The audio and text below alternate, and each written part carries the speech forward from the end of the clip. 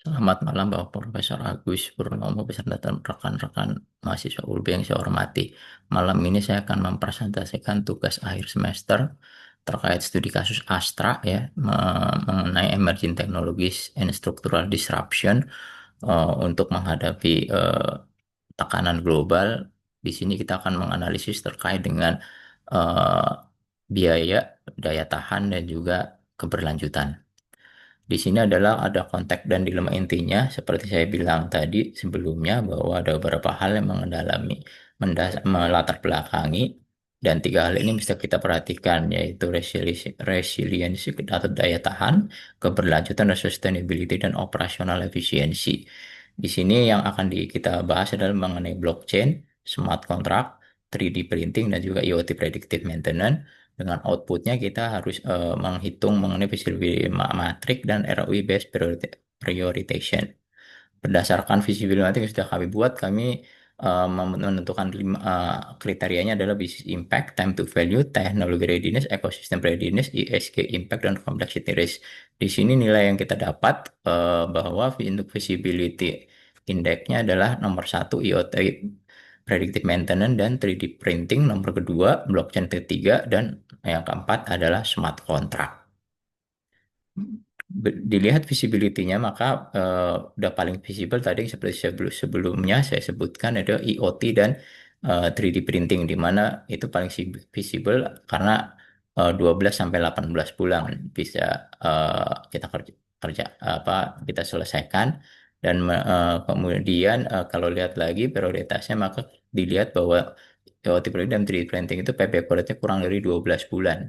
Di sini dia juga bisa menurunkan downtime dan holding cost. Ini karena menurut kami IoT predictive dan 3D printing merupakan quick win ya kalau lihat ini. Untuk blockchain dan itu kita masuk untuk tier berikutnya yang tier kedua, sementara pilot untuk smart contract itu masuk dalam tier ketiga.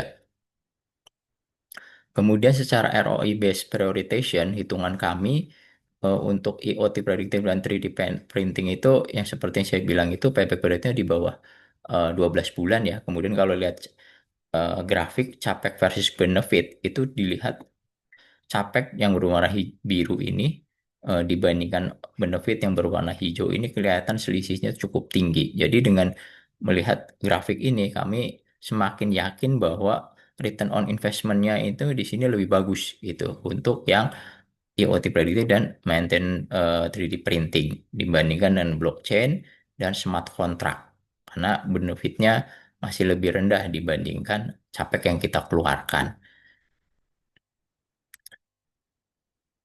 Kemudian dalam ini kita juga memberikan resikonya dan mitigasi kuncinya ya. Hal ini kita dasarkan adalah karena kenapa kita perlu menilai resiko kritis dan mitigasi karena eh, kita ingin memberikan panduan resiko ada semacam early warning system yang kita pantau dari awal dan memastikan tindakan mitigasi sudah disiapkan.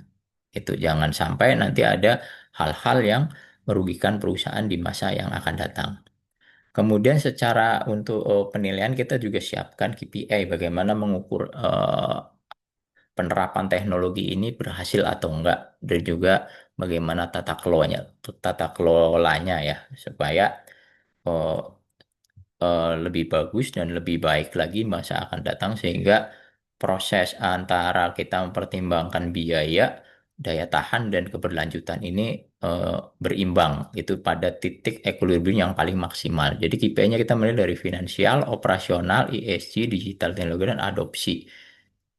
Ya, finansial tujuan untuk menilai apakah proyek ini untung, operasional untuk apakah ini berjalan lebih baik dan stabil, ESG mendukung keberlanjutan dan pengurangan emisi, digital proyek meningkatkan kemampuan digital perusahaan, adopsi implementasi apa solusi ini benar-benar dipakai dan patuh hukum. Tujuannya apa? Yaitu untuk memastikan setiap proyek dinilai secara komprehensif, ya, secara menyeluruh dari biaya, operasional keberlanjutan, digitalisasi dan adopsi organisasi.